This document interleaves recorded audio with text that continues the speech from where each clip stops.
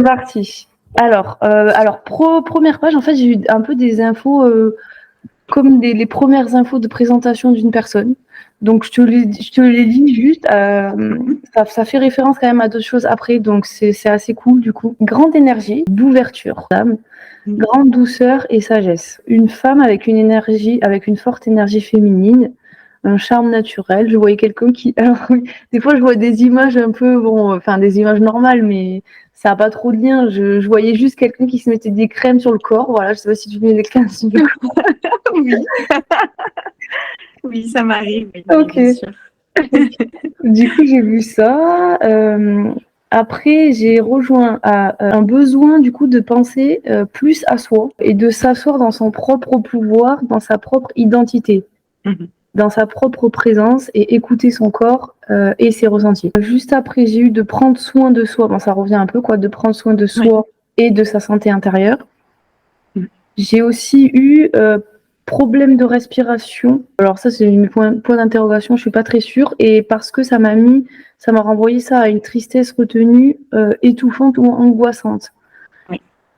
Ça te parle? Sympa. Ok. Oui, oui, ça me Et parle. j'ai rejoint ça à ta maman. Je sais pas si c'est le cas. J'ai mis grande tristesse reliée à la mère. Oui. Ok. Et du coup, en plein dans le mille. ok. Bah, en fait, comme je vais dans ton énergie propre, c'est vrai que je commence à moi-même me dire qu'on peut pas forcément se tromper parce que c'est comme si on se parlait, mais de notre plan, en fait. Oui, tout à fait.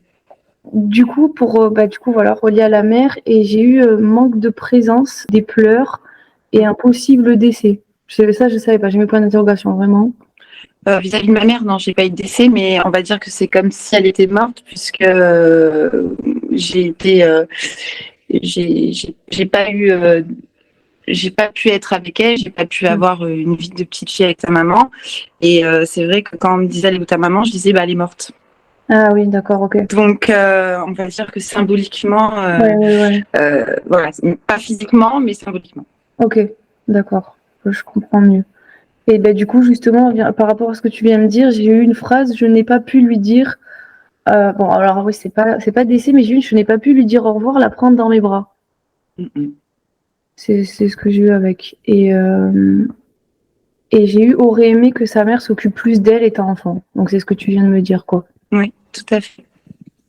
Et là, j'allais te poser une question. Ah oui, c'est d'autres questions aussi par rapport à ta maman. Est-ce qu'elle s'exprimait très peu sur ses besoins? Est-ce qu'elle se laissait contrôler facilement par... alors j'ai mis ses conjoints, mais possiblement Oui, il y avait un gros problème de dépendance affective. Ma mère était une grande dépendance affective et s'est mise avec des hommes qui n'étaient pas fréquentables, qui n'étaient pas très bons pour elle. Tout à fait. Ok, ben ça m'a renvoyé. C'est eux qui prenaient les décisions pour elle, des choses comme ça, quoi. Oui, elle était dépendante, même financièrement. Donc oui, complètement. D'accord. Oui. Après, elle ne parlait que très peu et se donnait peu d'importance à elle-même. Penses-tu qu'elle avait une faible estime d'elle-même? Donc ça renvoie un peu à ça aussi. Ah oui, clairement, oui. Elle avait un complexe très ancré au niveau de l'éducation, de l'école. Elle n'a pas pu faire des études, etc. Donc oui, il y avait un gros manque par rapport à ça. Oui. Donc un manque de confiance par rapport à ça. D'accord, oui, je vois. Pour revenir au tout début, j'ai vu j'ai eu soit espagnol, soit portugais. Pareil, c'est une info comme ça, mais... Italien, sarde. Ok, bon. Voilà, on est dans la chaleur. Okay, d'accord. Et c'est ton papa qui est d'origine italienne? Oui. Ok. Alors, par rapport au père, du coup, en fait, souvent quand je fais les rendez-vous, il y a souvent une énergie totalement différente entre le prénom et le nom de famille. Oui. Et du coup, le nom de famille, comme c'est souvent rattaché au père, ben, il y a des choses qui se rassemblent, quoi. Et j'ai eu quelques infos, on va dire, sur toi, ta vision de ton papa et comment il pouvait être. Tu me dis, pareil, hein, si ça te parle, si ça correspond et tout. D'accord. J'ai eu, rigide, mais en soi, il avait une autorité naturelle. Il a une autorité naturelle, j'ai un peu eu ça.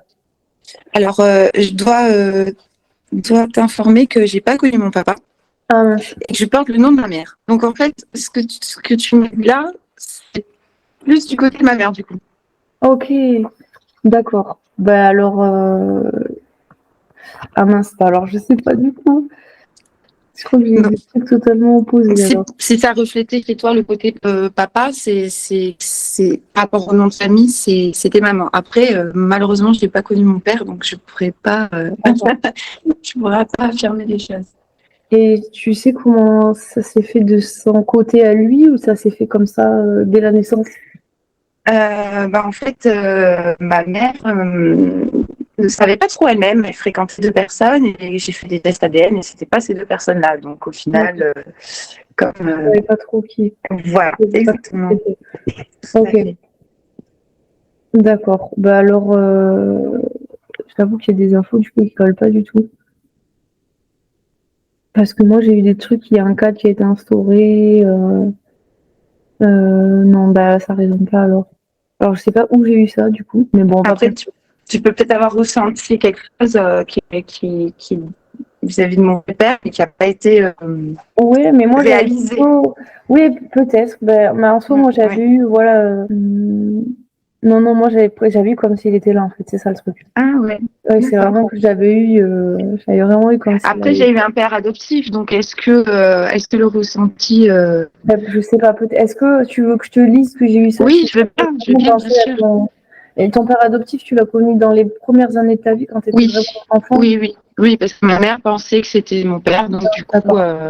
Alors ça peut peut-être venir de là, tu me dis, et si ça ne résonne pas du tout, on laisse tomber ce côté-là. Ça marche. D'accord. Bah, du coup, j'ai eu, en gros, que c'est comme, du coup, ton papa adoptif, c'est comme si tu avais apporté un cadre et que ça ne t'a pas forcément dérangé dans le sens où tu as accepté un peu son côté intransigeant. Alors, je sais pas du tout, tu vois, s'il était intransigeant ou autorité naturelle. Ok. Oui. D'accord.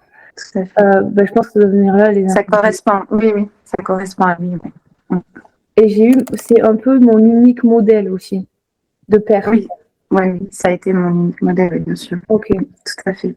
D'accord. Et après, du coup, il y a un soutien que toi-même tu lui apportes aussi. Je ne sais pas si si tu es encore en contact ou si il est encore comme ton papa. Oui, mais je suis encore en contact. Oui. Ok. Toujours vouloir le rendre fier et être à sa hauteur. Et il est une fierté pour toi. Et tu as quand même beaucoup d'amour pour lui. J'ai eu ça. Oui, tout à fait. Ok. Mais je pense que ça a dû me renvoyer à ça, en fait. Oui, c'est ça. À ton papa adoptif, quoi. Oui. Ok. Les mêmes énergies, donc. Ouais, si ça te parle. Ça reflète. Parce qu'il y a d'autres choses qui sont en rapport avec ce papa adoptif aussi qui sont assez importantes. C'est pour ça que du coup, j'ai vu beaucoup d'autres infos et je me serais dit, mince, alors là, je comprends pas. Tu me diras, de toute façon, il y a des choses qui reviennent à ce propos. Pour finir la première page, j'avais eu, tu prends soin des autres avant de prendre soin de toi-même au niveau affectif et relationnel. Et où en est ta relation avec toi-même? Complètement vrai. Complètement vrai. C'est le travail que je fais actuellement sur moi. Pour justement me recentrer sur mes besoins et arrêter de m'occuper des autres. Donc, c'est tout à fait ça, vraiment. Ok, donc pour qualifier ta relation avec toi-même, toi, tu dirais que c'est tu reviens vers toi, on va dire, quoi. Exactement. Tu reviens un peu à l'intérieur, prioriser ta personne, quoi. Exactement, oui, bien sûr. D'accord. Trouver mon équilibre. Ouais, tu donnes parce que c'est inné chez toi. J'avais mis qu'en fait, il y a donner avec ego. Donc, pour combler des attentes et des blessures, des choses, un peu des vides qu'on a en nous. Et il y a donner avec cœur, donc sans attente, etc. Et toi, j'ai vraiment eu ce truc c'est inné dans le sens où tu te forces pas. Voilà, j'ai eu dans le sens où je ne vois pas que tu as besoin de prendre à l'autre énergétiquement. Exactement. Par dépendance. Et au contraire, je donne. Voilà. Tout à fait. Voilà, c'est ça. C'est comme si tu donnais par générosité pure. Il n'y a pas d'attente pour combler. Oui, je me suis auto-comblée, on va dire, énergétiquement. Après, c'est ma personnalité. Et c'est vrai que je pense que j'ai tellement eu cette possibilité-là avec moi-même que ça m'a d'autant plus touchée de voir les gens qui, à certains moments que j'affectionnais, n'arrivaient pas sur certains points. Et donc, j'avais encore plus peut-être cette mission, j'ai envie d'employer ce mot-là, de pouvoir transmettre à mon tour, sachant la difficulté que ça peut être, justement, de les aider, mais du coup, sans avoir besoin d'un retour, puisque moi, finalement, ce travail-là, je l'ai déjà fait. Ouais, je vois. Du coup, voilà, j'ai mis tu donnes sans attendre par pure énergie de cœur. Et là, j'ai mis Donc, c'est une reliance à ton être véritable. Donc, pure énergie d'amour, pas mentale. Là, ça m'a renvoyé, c'est moi qui me suis renvoyée aussi au fait de, dans le sens où on est tous Dieu, le cœur pour moi est relié à notre nous supérieur. Enfin, clairement, ça vient purement de toi, quoi. Et ça vient pas de, comme on a parlé, de d'attente mentale, je donne pour récupérer ça. Donc, tu donnes parce que c'est inné chez toi, mais c'est comme si tu avais besoin d'apprendre à recevoir. Et toi, tu donnes plus que tu t'autorises à recevoir. Oui, c'est vrai. J'ai plus suivi ce schéma de donner. J'aime pas trop ce mot-là d'ailleurs, parce que donner, c'est un petit peu péjoratif dans un sens. Donner, oui. Si tu le sens pas bien, c'est que tu le vois peut-être d'une manière. Parce que c'est pas un don en fait pour moi. C'est-à-dire, je ne lâche rien de moi pour l'autre. C'est une partie, c'est un bras supplémentaire, quoi. Je m'enlève pas quelque chose. Oui, voilà, donc c'est pas un don. Donc donner le mot, voilà, c'est pas approprié. Ouais, je vois ce que tu veux dire. J'avais écrit, toi en fait, tu es ouvert dans le sens où tu n'as pas peur de montrer ton être véritable, ton toi authentique. Donc énergétiquement, autour de toi, il n'y a pas besoin de. C'est ce que là, je lis vraiment mon post-it, quoi. Autour de toi, il n'y a pas de protection énergétique conditionnée par la peur mentale. Et il n'y a que la peur qui cherche à se protéger.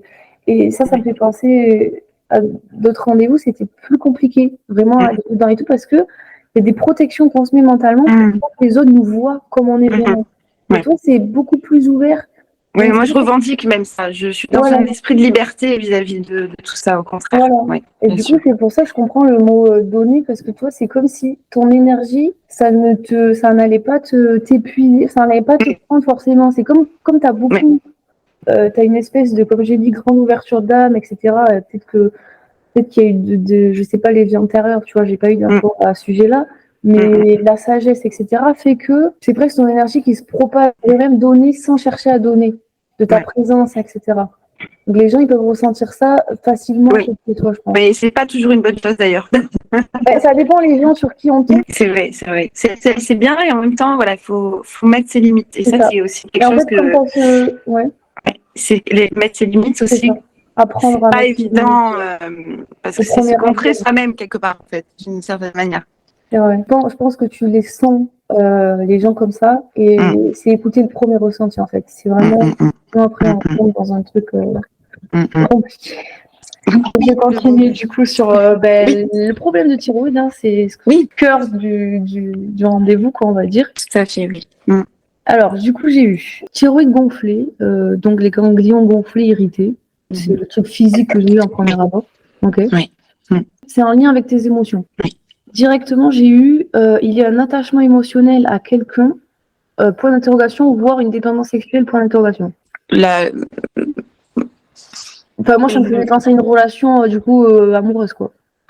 C'était en couple, ou alors moi, encore non, pas là-dessus. Je dirais plus que c'était ma mère. Je pense plus que c'était mon premier amour, l'amour d'un enfant, c'est la mère. Donc après, c'est vrai que dans mes relations, oui.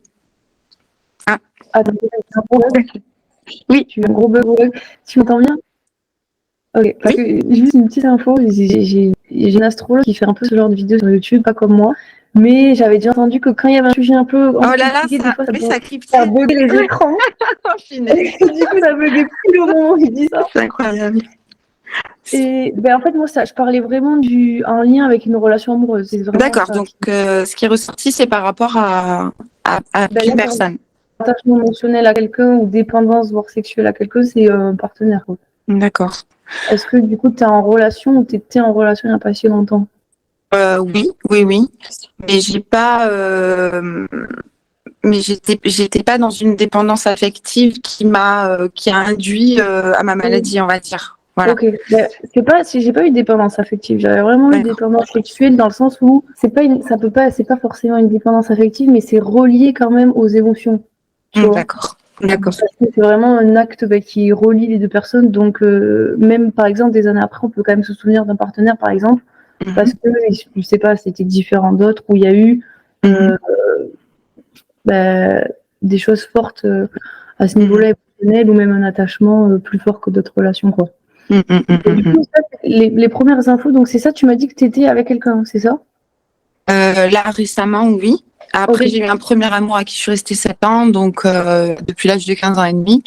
Donc, on va dire que vu ce que tu me dis, ça pourrait peut-être être cette relation-là. C'était quelqu'un qui avait 5 ans de plus que moi, donc il m'a un peu appris, puisque j'ai entendu l'homosexualité. Donc après... Moi, ça me vient plus la dernière relation, la plus récente en fait. Ah oui, d'accord, oui. Bah oui, c'est encore chaotique. Je suis encore entre les deux là. C'est encore compliqué. Ok, je pense que ça va te parler alors la suite. Ah. Parce que j'ai eu. Oui. Tu verras. J'ai eu. Donc après ce que je t'ai dit, n'arrive pas à dire non, à lâcher prise. Et ça m'a renvoyé à... Bon, après, j'ai une info. Alors là, je sais pas du tout. Vraiment, je vais te la dire, mais pour moi, ça, je sais pas. Trouble du comportement impulsif, ça te parle ou pas? Oui, complètement. Ça te parle par rapport à toi ou par rapport à quelqu'un d'autre? Par rapport à cette personne. Ok, bon, nickel. Parce que moi, je te voyais pas comme ça, en fait. Je l'ai quand même laissé. Donc, ça parle... Ça me parle, oui. Ok. Du coup, je vais continuer à ce niveau-là. C'est comme s'il y avait une nouvelle personne et une nouvelle sexualité. Vraiment quelque chose de nouveau sur deux plans. C'est sur ces deux plans-là, pardon. Mais il y a un besoin de communiquer justement ses besoins. Et par rapport à ces besoins, j'ai eu directement, inconsciemment, tu reproduis ce que tu as vu vis-à-vis de ta maman. Et ça me renvoie à, du coup, communiquer ses besoins au partenaire, ses limites, et un besoin de prendre le temps et de communiquer au partenaire, du coup, son besoin de temps. C'est revenu, ça aussi. Oui, ça c'est très vrai. Oh là là, mon Dieu. Voilà. Moi, j'avais vraiment cette image de... il se passait quelque chose de nouveau, peut-être une nouvelle sexualité, et ça rouvrait quelque chose. C'est comme je l'ai écrit plus bas, hein, ça, je vais le lire après, mais c'est comme s'il y avait comme une fleur qui... Vraiment, comme un nouveau printemps, on va dire, et il y avait ce besoin de temps parce que... voilà, c'est ce que je viens de dire. C'est comme si tu te réouvrais ou t'ouvrais réellement sur ce plan-là. Oui. Et sur ce plan-là, je parle vraiment au niveau sexuel, une nouvelle passion, du coup. Comme c'est nouveau, c'est comme une fleur qui s'ouvre, les pétales qui naissent, etc. Elles ont besoin de temps pour vivre ce commencement, ce renouveau. Donc ça te parle. Ça parle, ouais, tout à fait. Et ça, c'était ta dernière relation Oui. Ok, d'accord. Ouais. Okay. Ça me parle, oui. Ça me parle. Et tu sais quand ça s'est terminé ou c'était vraiment il y a un mois, une semaine ou... En fait, ça se termine, ça reprend, ça se termine, ça reprend. Bon, alors on est dans le thème. Tu vas voir. Finesse. Ok, donc vraiment par rapport à ça, tu reproduis ce que tu as vu vis-à-vis de ta maman. Je crois que j'en parle après, mais c'est vraiment au niveau de communiquer. Par rapport à la communication, comme elle osait sûrement pas communiquer ses besoins à ses partenaires, ben toi, en fait, inconsciemment, tu n'oses pas communiquer tes besoins, tes limites. Et ça, je l'ai écrit plus bas aussi, parce qu'il y a une peur de frustrer, peur de blesser son partenaire et peur d'exprimer ce qui se passe en toi à ce niveau-là, en fait. Et peur de ne pas être comprise, en fait. Oui, voilà, parce que ça revient à ce que tu as dit tout à l'heure sur le côté impulsif, etc. Ça montre une forme de personnalité qu'il y a en face. Et c'est vrai que c'est pas forcément les personnes avec lesquelles la communication est la plus facile. Parce qu'évidemment, voilà, je n'ai pas choisi. Ben ouais, c'est ça. Et c'est comme un cercle vicieux, en fait, finalement, dans un sens. Ouais, tout à fait. Oui.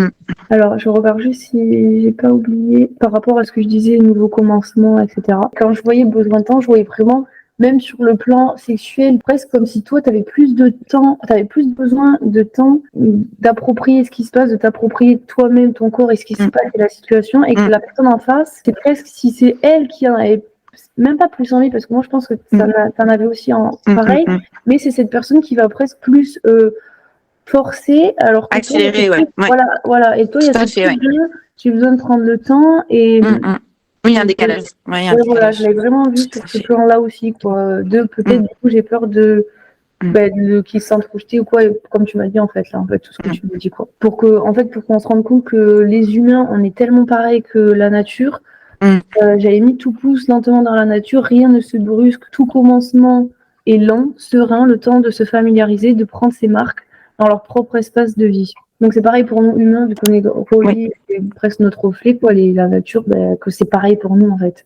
Tout à fait. Surtout que c'est pas quelque chose qui va être mentalisé dans le sens je veux prendre possession de quelque chose, je fais les choses dans un certain sens narcissique ou que sais-je. C'est pur quoi. C'est voilà. Ah oui, je le ressentais comme ça. Et j'ai ce souci de temps d'ailleurs, pas que là-dedans, dans mes projets, dans les gens. En fait, je vais assez vite, mais je prends le temps après de faire les choses. Et c'est vrai qu'autour de moi, notamment cette personne-là, me brusque. Voilà, me dit, mais non, mais vas-y, passe à l'action, fais-le. Je dis, mais moi, je peux pas aller à ta vitesse. C'est ta vitesse, c'est pas la mienne. Parce que mon fonctionnement, Mais en fait, physiologiquement, on est tellement tous différents que c'est comme pareil, ça me renvoie aussi quand je vois dehors les arbres, par exemple, il y en a un, il est petit, un, il est grand, un, il est comme ça, un, il est comme ça. Ils vont pas se dire entre eux, toi, tu devrais être comme ça, tu devrais faire comme moi, tu devrais faire le même rythme que moi.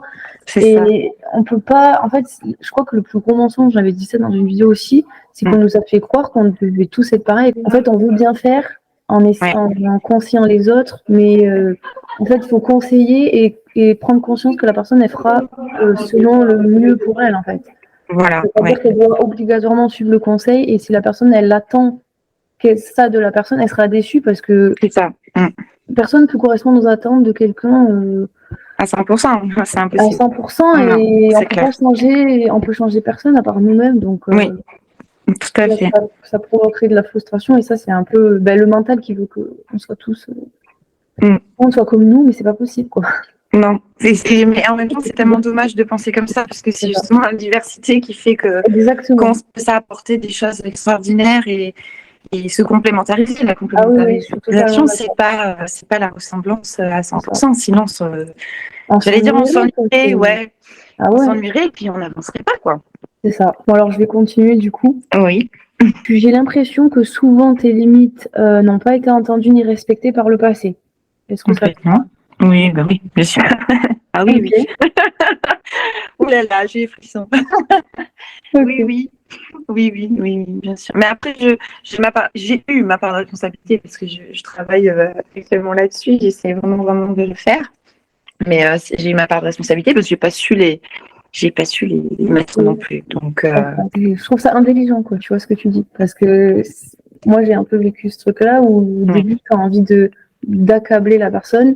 Mais en fait, tu sais qu'au fond, tu sais que c'est toujours les deux personnes. Une relation, c'est toujours deux personnes. Tu as été amené vers ta maman, on va dire l'âme de ta maman, parce que vous avez un peu les mêmes mémoires et les mêmes blessures. Donc, en miroir, si je vais dans le truc de réincarnation, je peux me dire que toi, dans d'anciennes vies, tu avais certaines, peut-être pareil, peur de mettre ses limites, difficultés de communication. Et tu as pu choisir ou être amené vers une âme comme ta maman pour te montrer en miroir les difficultés que tu as aussi, ou juste les blessures, les mémoires, tout simplement, quoi. Et ne dit-on pas qu'on choisit notre famille ? Si. Ah bah si. Alors là, je crois qu'on est dedans. Par rapport à ta thyroïde, du coup, j'ai vraiment ressenti. En fait, là, j'étais vraiment comme si j'étais dans la gorge, tu vois. Wow. J'ai vraiment ressenti que c'était compliqué, quoi. Enfin, des fois, ça m'a resté, tu vois. Alors, ce que j'ai eu quand j'étais vraiment là, dans la douleur que tu as eu ici, j'ai eu un besoin d'espace. C'est comme s'il y avait une colère qui dit « Laissez-moi respirer, bouger de mon espace personnel, vous m'irritez. » Donc, ça te serre la gorge, tes cordes vocales, et le passage, il est étroit. Que peut-être tu peux avoir comme des bouffées de chaleur, la peau plus chaude que d'habitude, des irritations à la peau. Eczéma. Et après, j'ai eu « Comme tu ne le dis pas ». Ah, il y a encore un bug là. On arrive dans le vif du sujet. Tu m'entends bien ? Oui, c'est bon, ça y est. Ok. Donc tu m'as dit eczéma, et j'ai eu « Comme tu ne le dis pas », ça se passe à l'intérieur de ton corps et donc peut avoir ces symptômes. Et ils partiront sûrement si tu t'exprimes par rapport à tes limites personnelles, à ton besoin d'espace. Et en fait, tu te fais violence à toi-même en gardant tout ça en toi, par peur de faire violence aux autres. Tu sais, moi, ça me vient beaucoup par rapport à la relation, c'est ce que je te dis. D'exprimer son besoin d'espace, limites personnelles et tout. Et voilà, peur de blesser l'autre ou que la personne ne comprenne pas, etc. Et peur des conséquences. Mais en fait, c'est toi-même qui te fait violence en exprimant ça. Tu as besoin de dire. C'est ça. Du coup, ça peur de la réaction de l'autre, du coup, donc on garde et puis on fait avec. C'est ça. Ouais, ça me parle. C'est ce qui t'a créé le problème de la thyroïde, en fait. Tu t'empêches de prendre ta place, du coup, tu ne t'autorises pas à prendre ta place, du coup, donc c'est les autres qui t'empêchent de prendre ta place et de t'exprimer. Donc, en effet miroir. Voilà, donc, en fait, les autres te renvoient le peu de place que toi-même tu t'accordes à toi. Oui, c'est ça. Et ils prennent du coup toute la place, donc du coup, j'en ai plus et voilà. Ah, décidément. C'est bon. Okay. Quand tu me dis ils prennent toute la place, du coup, ça n'a plus pour toi, c'est exactement un peu ce que j'ai dit. En fait, comme toi-même, tu t'empêches et que tu t'autorises pas à prendre ta place, en miroir, les autres, ils vont te montrer à quel point tu n'autorises pas à prendre ta place. Et du coup, toi, tu vas voir comme, en fait, ils prennent trop de place. Moi, j'en ai pas. En fait, ils te montrent juste toi-même le peu de place que tu t'autorises à prendre. J'ai l'impression qu'ils en prenaient trop, mais si toi-même, tu prends ta place et tu t'autorises toi-même à la prendre, ses limites, quoi. On revient. tu n'auras plus l'impression que, en fait, c'est comme si en le faisant pour toi, tu n'auras plus l'impression qu'en face, ils prennent trop de place. Oui, je comprends. C'est pour ça que j'ai un effet miroir. Oui. Ok. Oui, ça me parle, c'est ça. Et j'ai eu un petit exercice là, j'ai noté un petit truc qu'on peut faire là, vite fait. Allez. Par rapport à ça, si ça te va. Très simple, ça va aller super vite. Hein. J'ai mis, alors, soit tu peux fermer les yeux, soit tu peux les laisser ouverts, mais je crois que j'ai mis fermer les yeux. Ok, donc tu me dis, là, c'est bon? C'est bon. Ok, là, on va dire que tu te mets dans ton corps dans le sens où tu ressens tout ton corps. Donc, on part de moi qui parle, du mental et tout, on s'en fout. Toi, mets-toi toi-même dans tes ressentis, en fait, physiques. D'accord. Voilà. Maintenant, mets ton attention sur ton cœur. Donc, ressens tous tes ressentis au niveau du cœur, on va dire.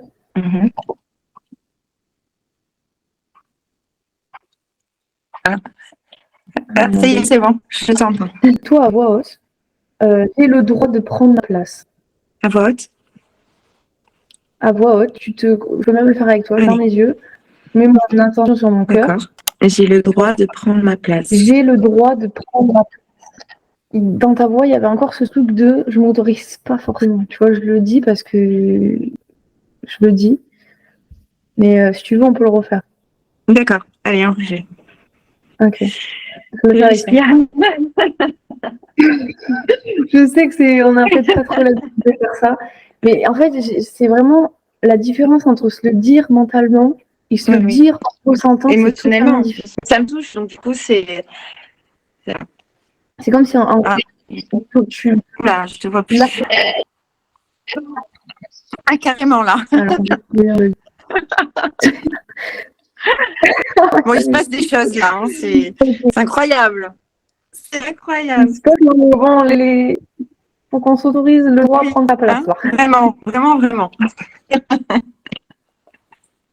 Tu me dis si tu veux, okay. Avec toi et de toute façon, tout va bien. Allez, ça marche. À 3, allez. Ok. 2, 3. Je m'autorise à prendre ma place. Voilà. Mais t'as raison, je m'autorise, c'est ce que j'avais mis avant. Et là, carrément, dis-toi, j'ai le droit de prendre ma place. Et sans toi parler par ton cœur, tu vois. D'accord. J'ai le droit de prendre ma place. Un peu plus fort. J'ai le droit de prendre ma place. Voilà, là c'est bien. Là, tu vois la différence dans la voix en plus. Ouais.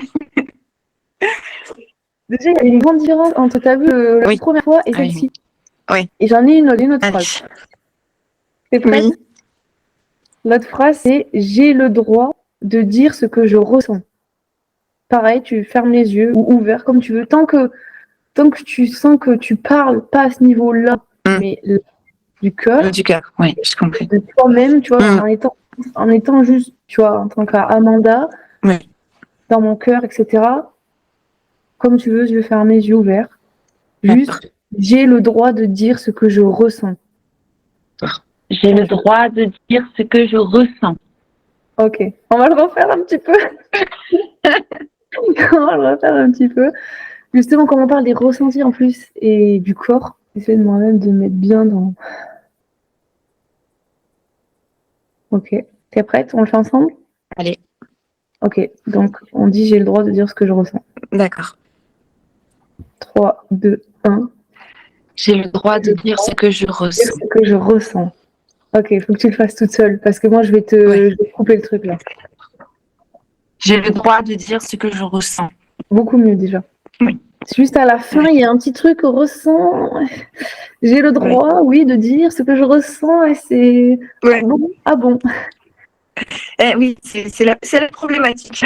Donc, bravo. Ok, bon ben, je te laisse. On continue. Oui. Allez, on continue. Ok, on continue. Moi, ça me fait du bien, tu vois. C'est génial. Ça énergise. Ouais, c'est incroyable. Alors, pour continuer, du coup, par rapport à ton papa adoptif. Oui. Toujours, tu me dis si ça te parle, etc. D'accord. Peur de son, bon, je vais dire père du coup, mais je vais quand même dire père adoptif. Peur de son père adoptif dans le sens où tu as toujours eu des difficultés à lui faire des reproches, de le blesser. En fait, tu ne t'autorises pas à son égard d'avoir des sentiments négatifs. Oui et non. Oui et non, parce que j'ai déjà verbalisé des choses. Okay. Mais c'est vrai qu'il y a sur certains points, on va dire peut-être plus pointus, plus profonds, où je dis rien. Okay. Je le fais pas. Je le protège en fait. Oui, voilà, c'est un peu. Protège de lui-même. Ok, d'accord. Du coup, dans tes relations amoureuses, tu as des difficultés à parler quand ça ne va pas, à exprimer tes besoins. Donc, comme je dis, tes limites, ça revient, ce que tu ressens. Et j'ai mis, c'est comme si l'homme avait le pouvoir de choisir pour toi, que c'est lui qui doit te dire ce qui ne va pas, qui prend les décisions importantes. Et ils peuvent avoir facilement le contrôle sur toi. Donc, c'est plus des profils dominants, on va dire. Oui, c'est vrai. Okay. Des mal alpha. Ouais. On appelle mal alpha, quoi. Ouais, c'est ça. Là, on va revenir en fait à la relation, tu vas me dire si ça te parle, à la relation du coup, inconsciemment, toi qui agis comme ta maman et qui est attiré vers des hommes dont ta mère a été attirée aussi. Tu vois, quand je dis qu'ils prennent les décisions, comme j'avais dit au début, tu vois que tu m'as dit que c'est vrai que c'est eux qui prenaient les décisions pour elle, qu'elle n'osait pas forcément dire ce qui va pas, ses ressentis, etc. Oui. Du coup, en gros, c'est. Oui, je répète le schéma. Voilà, on peut dire que c'est inconscient. De toute façon, tu attires dans ta vie inconsciemment des hommes qui reflètent la relation que tu as avec ton père, du coup, adoptif, et la relation que tu as avec lui joue un rôle dans tes relations amoureuses. Parce que comme tu as vu, et que depuis ton enfance, c'est la vision de l'homme que tu as eu, en fait, le modèle, quoi, entre guillemets. Voilà, le modèle, exactement. Et du coup, et comme tu as eu pareil, la vision et le modèle de ta maman, ben, tu vois, c'est des choses, on fait tout ça en fait. Tu vois, c'est vraiment, on fait tout ça. Parce que nos parents sont nos modèles, ou ceux qui nous servent de figure maternelle ou paternelle, pareil, ça va. C'est tout autant un modèle qu'un vrai père ou qu'une vraie mère, tu vois. Oui, tout à fait. Et du coup, j'ai mis, voilà, c'est comme ça pour tout le monde, on ne se rend pas compte, c'est inconscient. Oui.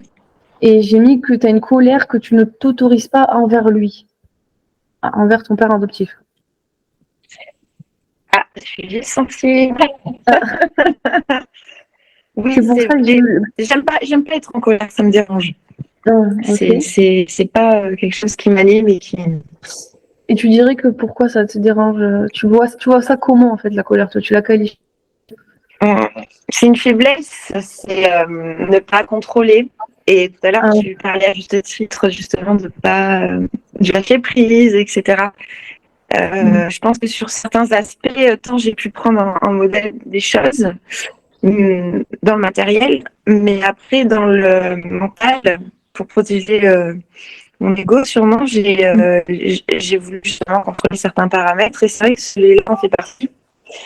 Donc c'est vrai que du coup, ça me plaît pas. Je l'ai subi la colère des gens, je subis même justement la mauvaise gestion de la colère des autres. Ouais. Et du coup, je veux pas que ça m'anime et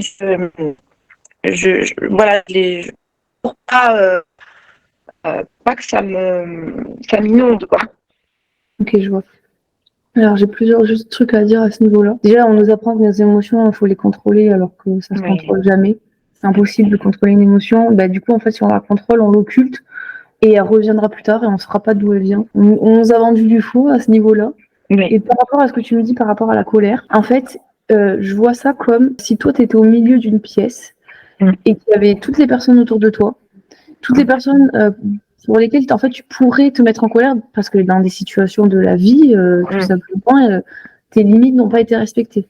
Tu vois, on ne respecte pas tes limites ou on n'écoute pas ce que, en fait, par rapport à tes limites, on les écoute pas. En fait, c'est comme si on marchait sur tes plates-bandes même, tu vois.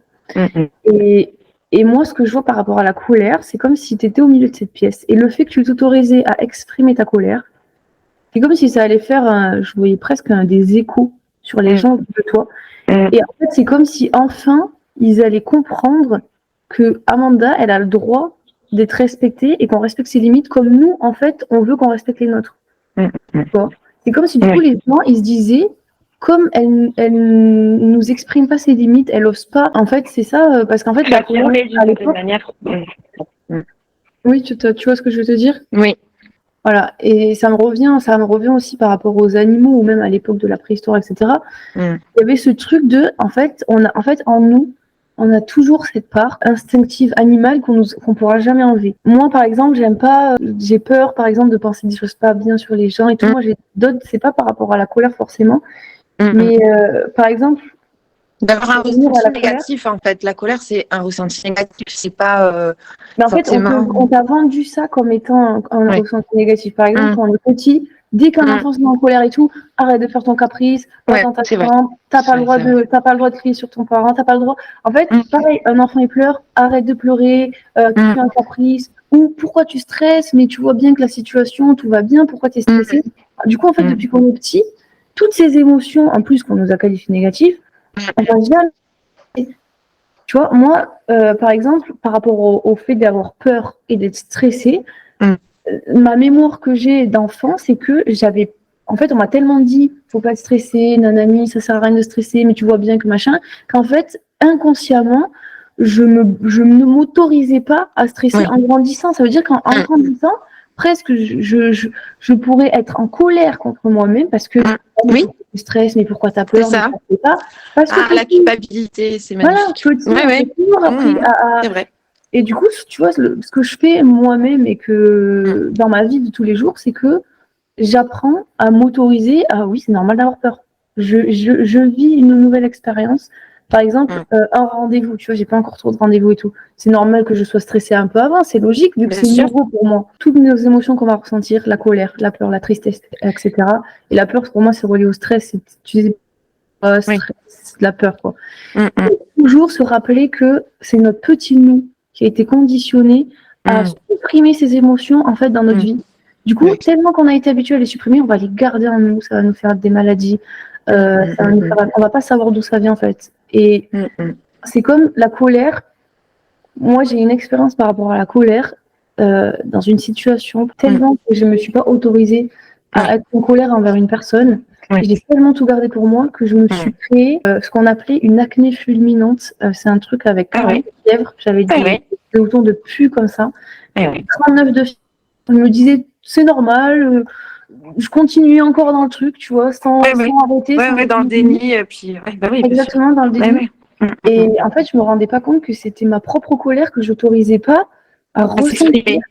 Donc c'est le corps qui l'exprime après. C'est le corps qui avait besoin de faire sortir ça, mais la violence que je me suis fait vivre, peur de la sortir, et parce que j'avais ce truc de vite, je veux aller mieux, tu vois. Comme j'étais revenue dans une certaine relation, en fait, pour moi, j'avais déjà compris plein de trucs. Donc, je m'étais dit, vite, il faut que j'en ressorte le plus vite possible parce que je sais comment faire. Mais en fait, tu m'étais déjà trop atteinte. Ça me parle. Je pouvais pas. Du coup, il faut conscientiser, mais il faut arriver après à... C'est en fait l'importance de, même avant de conscientiser, quand tu ressens l'émotion, pas grave, au pire, tu conscientiseras plus tard, ça arrive pas. Mais quand tu as l'émotion là, qui est juste là présente en toi, et qu'à ce moment-là de ta journée ou quoi, tu ressens que tu as une colère sourde en toi qui a besoin de sortir, tu as le droit en fait. Tu as le droit, et c'est même presque faire un câlin à soi-même, à toi enfant, d'y parler, de dire mais j'ai le droit dans cette situation-là, si tu as un souvenir qui revient de ton enfance, j'avais le droit d'être en colère. Et puis au pire, c'est moi qui vais agir comme mon propre parent, qui vais m'agir en tant que mère et qui va me dire j'avais le droit d'être en colère, mes limites ont été passées. Et en fait, d'être en colère, ça va montrer aux autres et à toi-même que tu as des limites comme tout le monde. Ouais, oui, c'est ça. Et que les autres n'ont pas le droit de violer ton intimité, ton espace. C'est l'apprentissage des limites, en fait, finalement. Parce que c'est des émotions qui sont censées aussi nous protéger dans une certaine mesure. C'est ça. C'est pour ça que c'est lié, c'est complètement lié. Voilà. Ouais. Parce que les animaux, ils fonctionnent à l'instinct. Et nous, on a ce truc-là, instinctif en nous, qui est j'ai besoin de protéger mon territoire. J'ai besoin de me protéger au cas qu'on fasse du mal. Et, tu vois, c'est des choses qu'on a appris à occulter. Donc en grandissant, c'est comme si on devait réapprendre à rouvrir toutes ces émotions-là et plus les considérer comme des trucs tabous, on n'a pas le droit, etc. Et puis arriver à travailler avec des outils qu'on n'avait jamais, qu'on connaissait pas, quoi. Clairement. Ça, c'est pas se resservir de choses qu'on a oubliées, c'est carrément à être totalement dans l'apprentissage de ces outils-là, quoi. Mais par contre, ouais, c'est une fois qu'on maîtrise, après c'est la vivance, clairement. Oui, tu considères quoi comme des outils? Peut-être des mécanismes, justement, des nouveaux automatismes. En fait, de remplacer les anciens automatismes par des nouveaux, parce que c'est presque inné, parce que ça date de la naissance, c'est ancré. Donc, voilà, de quand ça arrive, de se dire, ah tiens, elle est là, cette émotion, allez, je vais pas réagir, je vais pas analyser les choses comme je le faisais naturellement. Oui, c'est vrai que... voilà, je prends le contre-pied et hop, je change de façon, quoi. Mais en fait, c'est ça. J'ai un peu ce truc-là aussi, c'est que on nous a appris à analyser plutôt que ressentir. En fait, c'est comme si c'était le mental, en fait. C'est comme si on était plutôt allé dans le mental, plutôt que de ressentir, parce que ça fait peur, parce que ça fait mal, parce que... mais en fait, du coup, en ressentant, tu t'autorises à vivre l'émotion, en fait. Ouais. D'où on appelle les émotions refoulées. Je pense que c'est ça qui définit bien ce que tu dis, complètement. Donc, voir nos émotions, notre mental, tout ça comme des outils. Tu vois, des outils pour être un peu conscient ou voir que ça, tiens, il m'a resté, tiens, cette colère vient peut-être de ça. Mais après, même pas, ça, des fois, tant que tu la vis, moi, je pense que le plus important, c'est quand même de la vivre, tu vois, de la ressentir. Et après, je vois qu'il y a aussi cette peur-là on pense qu'en étant en colère, on peut faire mal à l'autre, etc. Tu vois, la peur du conflit. Ouais, oh là là, mon Dieu, je déteste ça. mais c'est super important parce que, en fait, j'attache la peur du conflit à la peur d'être rejeté. Mais c'est bizarre, c'est comme si, quand tu t'autorisais à être en conflit avec quelqu'un, c'est comme si il y avait quand même, tu t'autorisais quand même à être vrai avec toi-même parce que tu vois, tu quand même dis des choses que tu ressens et qui sont en toi. C'est comme si ça, en fait, la relation sera même différente. Et il faut passer, j'avoue que c'est dur de passer par cet état de peur, en fait. C'est comme un apprentissage, comme tu as dit, et en fait, ton mental, comme il garde la mémoire, plus tu vas aller dans je m'autorise à dire les choses, et donc je sais qu'il peut en découler un conflit, etc., et ton mental qui va vouloir essayer, tu vois, d'analyser la situation pour se protéger, tu vas sentir cette peur. Mais tu sais que tu as le droit d'avoir peur parce que tu es humaine et que, en fait, toi, enfant, peut-être, avait eu un conflit, elle avait eu peur, qu'est-ce qui s'est passé, tu vois. C'est complètement. Mais c'est un peu jouer ce rôle-là de la mère et l'enfant, ok, je vais dire quelque chose peut-être qui va peut-être blesser la personne. Mais déjà, je serai honnête envers moi-même. Ok, je vais vivre une émotion de peur, ça va me faire peur, mais je suis là pour moi, j'en ai le droit. Tu vois, rien que de se dire j'en ai le droit. Ouais, c'est légitime, la légitimité, c'est important. C'est ça, exactement, c'est exactement ça. C'est comme si du coup, on n'avait pas appris à être légitime de ces émotions qu'on nous a toujours qualifiées de négatives, tu vois. Alors que c'est en les acceptant et en t'acceptant de les vivre que déjà, tu en auras moins peur, ça sera un peu plus facile et que tu te autoriseras vraiment à être toi. Parce que là, c'est comme s'il y avait une partie de nous, en fait, si on se les autorise pas, qui était cachée, tu sais, dans l'ombre. Donc, on n'est pas nous-mêmes entièrement, on est une moitié. C'est ça, complètement. Et puis, du coup, on est seul. Hein.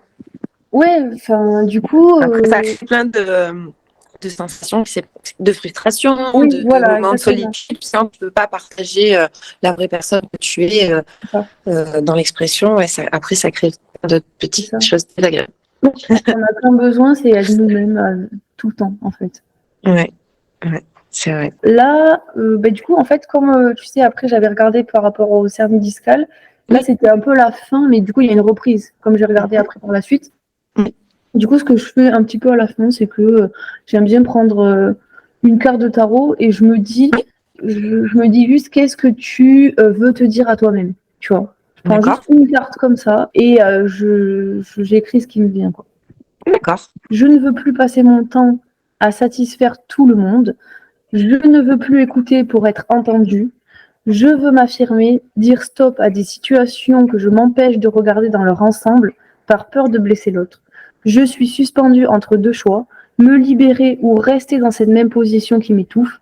J'ai besoin de me positionner et de trancher. J'ai besoin de penser à moi avant tout.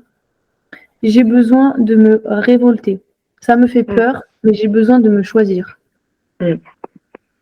Et ça me vient par rapport à... Toi, ça te fait penser à quoi, par exemple le choix, trancher, prendre une décision au fait de se choisir? Je suis en train de le vivre actuellement. Et, depuis quelques temps, j'ai commencé à entamer ce processus-là. Il est hyper compliqué. Mais voilà, j'ai super conscience d'idée. Et puis, dans la matière, voilà, j'ai commencé à actionner là-dedans.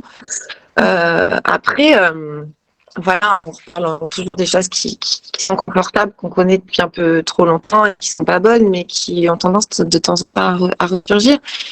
Mais c'est clairement ce que je fais et en même temps ça me fait un peu peur parce que c'est un saut dans l'inconnu, c'est quelque chose qu'on n'a pas l'habitude, on connaît pas et on sait pas les conséquences que ça, jusqu'où ça peut aller en fait. Voilà. Okay. Donc c'est voilà, je prends mon temps. Encore une fois, je prends mon temps de le faire, mais c'est vraiment un souhait que j'ai très profondément et je sais que ça induit sur pas mal de choses et notamment voilà les problématiques lombaires qui me sont apparues. J'ai eu le décès d'un ami, je suis allée à son enterrement, le lendemain j'étais bloquée quoi.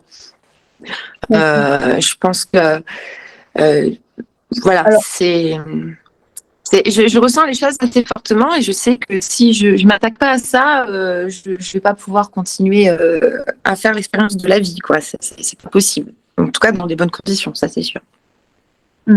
Bon, là, dans tous les cas, tu fais l'expérience de la vie. T'inquiète pas, t'es vivante. Ah, voilà. Et tout, donc, t'inquiète, tu l'as fait quand même, l'expérience. C'est juste choisir peut-être de vivre une autre expérience de vie. Et par rapport au fait de trancher et de prendre une décision, moi, tu sais où ça m'a amené? Ça t'a amené là? Non, parce qu'en fait, ça, ce que tu m'as dit, j'ai pas eu de centre. J'ai pas eu une réponse claire. Enfin, tu m'as dit beaucoup de choses sans m'en dire, j'ai l'impression. Du coup, moi, en fait, par rapport au tranché et de prendre une décision, ça m'a amené sur par rapport à ta relation amoureuse. Tu sais, où ça s'arrête, ça repart, ça s'arrête, ça repart. J'avais vraiment eu me choisir moi plutôt que cette relation. Pour moi, les problèmes de thyroïde et qui vient après d'ailleurs parce que c'est vraiment fortement lié les lombaires, on va y venir. C'est tout pour moi dans le rendez-vous que j'ai préparé, c'est cette relation amoureuse, le cœur toujours en fait. J'ai toujours eu ça comme point de départ et comme point d'arrivée. Par rapport à ce que je viens de te lire, j'avais mis et là on crie. J'ai pas entendu, pardon. Par rapport à ce que je viens de te lire, je peux te redire juste la fin. Donc j'ai besoin de me positionner, de trancher, j'ai besoin de penser à moi avant tout, j'ai besoin de me révolter, ça me fait peur, mais j'ai besoin de me choisir. Là j'ai mis et là on crie. Et là on crie. Est-ce que ça te dit qu'on crie? Ah, tu veux qu'on crie là? Oui. Le plus fort possible. Hein. Ah mais mes voisins ils vont être son corps là. Il est quelle heure ça va? T'inquiète pas, il va rien se passer. Écoute pas ton mental qui veut te faire peur là. Ouais, c'est clair, c'est ça le contrôle. Hein, T'es prête? Ouais, et on crie quoi? Ça va faire tout le bruit, je pense, mais c'est pas grave. On crie quoi? Tu cries tout ce que tu as besoin de crier, ok? On va faire mal aux oreilles là. Alors on peut se mettre comme ça. Ou alors tu cries tu crées toute seule, comme tu veux. Moi, ça va pas me faire mal aux oreilles, j'ai un ordinateur, tout ça. On n'est pas dans la même pièce, donc... Ouais, mais je vais casser le téléphone, là, si je... On va bugger. Alors, c'est pour ça, au pire, on le fait ensemble, on va bugger, tant pis. Okay. C'est pas grave. Allez, on fait ensemble. T'es prête? Allez, c'est parti. 1, 2, 3. Ah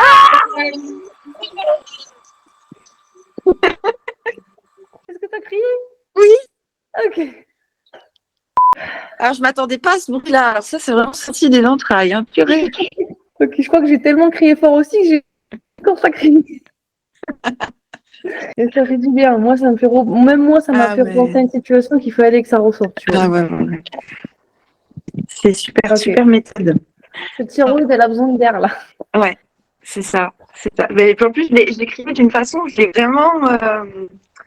Je sais pas, je l'ai passé clair en fait. Je l'ai fait vibrer quoi. C'est bien. Donc voilà. C'est ouais, franchement super. Merci. Ah, ben, après le rendez-vous, si tu as besoin de crier 4 fois, tu cries 4 fois. Hein. Là, je peux te dire que si ça te fait du bien, il faut continuer. Ouais. Bon, maintenant, on va passer aux 2 hernies discales. Deuxième petit problème. Oui. Petite enquête, on va dire, qui m'est venue directement. Tu me dis si tu as besoin de reprendre ton même boire de l'eau et tout. Ça va, c'est bon. Ça va? Ok. Même moi, j'étais en train d'y penser. Je me dis, attends, on va attendre un peu quand même. Ok. Bah alors, par rapport aux hernies discales, pour un peu expliquer sur ma chaîne, de base, le rendez-vous, c'était d'abord la thyroïde. Et en fait, on a reporté parce que tu as eu un autre souci qui est arrivé, donc des hernies discales. Du coup, moi, je t'avais proposé, est-ce que tu veux que j'aille voir d'où ça vient? Et là, on fait le rendez-vous, quoi. Ouais. Ok. Du coup, premières infos, prendre une décision de choix, trancher. Mais voilà. Et on y revient. Et allez, hop. On peut pas y échapper, hein. C'est incroyable. Et ouais. Alors, pour continuer, j'ai mis, c'est un arrêt voulu pour ne pas prendre de décision. Ne te donne pas la permission, le droit de prendre en main la situation. C'est de l'auto-sabotage. Ouais, c'est un peu de l'auto-sabotage. D'une certaine manière, quoi. Ouais, d'une certaine manière, oui. Mais je le dirais pas comme ça. Je dirais juste que ça fait peur. C'est normal. On n'a pas choisi le bon mot, là. On n'a pas choisi le bon mot. Attends. Non. Le sabotage, c'était pas le bon mot. Non. Parce que ça te met dans une forme de culpabilité et tout, et c'est pas du tout. Oui, c'est vrai. C'est pas du tout ça qu'on recherche. C'est vrai. C'est pour ça que ça a bugué, t'as vu? Oui, j'ai vu. Ce qui m'est venu, moi, c'est pas de l'autosabotage. Je sais pas si tu as entendu comme ça bugué. J'ai dit non, c'est pas de l'autosabotage. C'est juste que ça fait peur et que c'est normal. D'accord. Tout simplement. C'est juste une émotion, la peur, et c'était humain et c'est 100% normal d'avoir peur. Donc non, pas de l'autosabotage, c'est juste de la peur. Oui. Donc, pour continuer, j'ai mis, comme tu te bloques dans tes envies profondes, besoins profonds, tout ton corps se bloque également. Oui. Il y a un besoin de faire valoir ses droits. Là, tu vas voir, il y aura beaucoup de choses qui reviennent quand même. Et de se prioriser.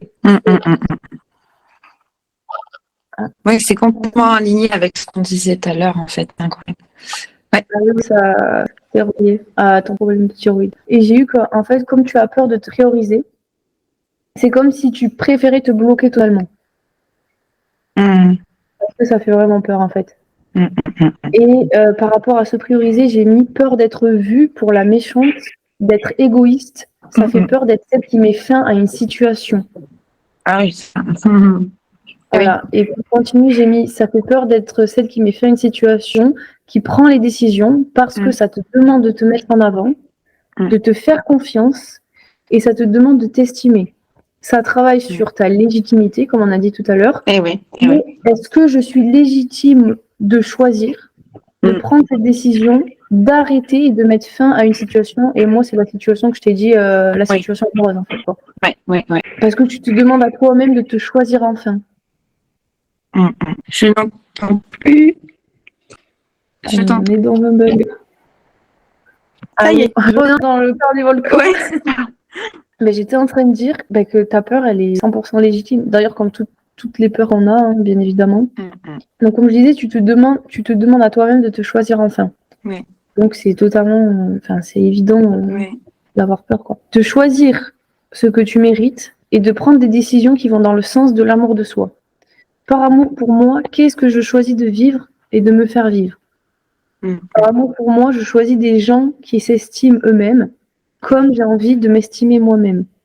Par amour pour moi, je ne choisis plus la douleur. C'est très fort, ça. Oui.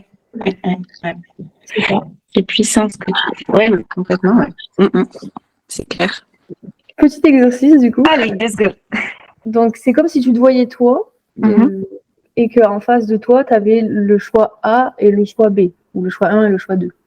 D'accord. Imagine-toi la scène dans le choix 1. Toi qui choisis le choix 1. Oui, tu peux fermer les yeux. Comme tu veux, tu peux fermer les yeux ou les laisser ouverts.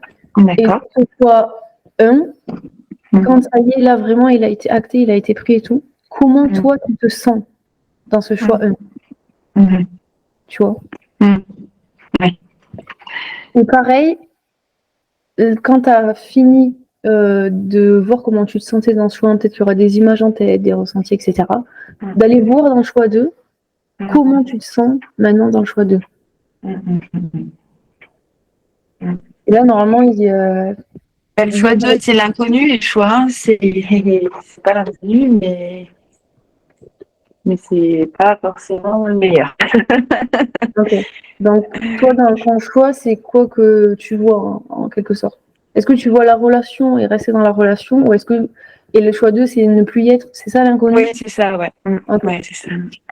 Pour aller un peu dans tes ressentis, dans le choix 1, parce que là, tu m'as dit connu et inconnu. On peut dire que c'est mental. Tu vois, on peut dire que c'est l'analyse de la situation. Choix 1, je connais. Choix 2, je connais pas. Ouais. Et là, maintenant, si tu vas dans le choix 1, toi, si tu te visualises dans ce choix, si tu ressens comment tu es dans ce choix-là, ça y est, la décision, elle est prise, c'est comme ça, j'ai fait ce choix. Qu'est-ce que dans ton corps, tu te sens comment, en fait? Pas aligné. Ok. Pas aligné. C'est pas fait pour toi, quoi. Non, c'est pas fait pour moi. Ok. Non. Et dans le choix 2, pareil, tu es dans ce choix, tu as pris cette décision-là. Donc, probablement le fait de se choisir, donc l'inconnu. Et là, comment tu te sens? Si tu t'imagines, si tu te visualises dans ton corps. Libre. Voilà. Waouh. La réponse. Oui. Maintenant, c'est tous les attachements et la peur qui vont essayer de te retenir, en fait. Ouais, c'est ça. Tu peux t'accompagner dans ce processus, en fait. Tu peux toi-même être ton propre soutien parce qu'il y aura des émotions compliquées, il y aura de la peur, il y aura de la tristesse, il y aura plein de choses qui vont faire que tu auras envie de rester à ce que tu connais.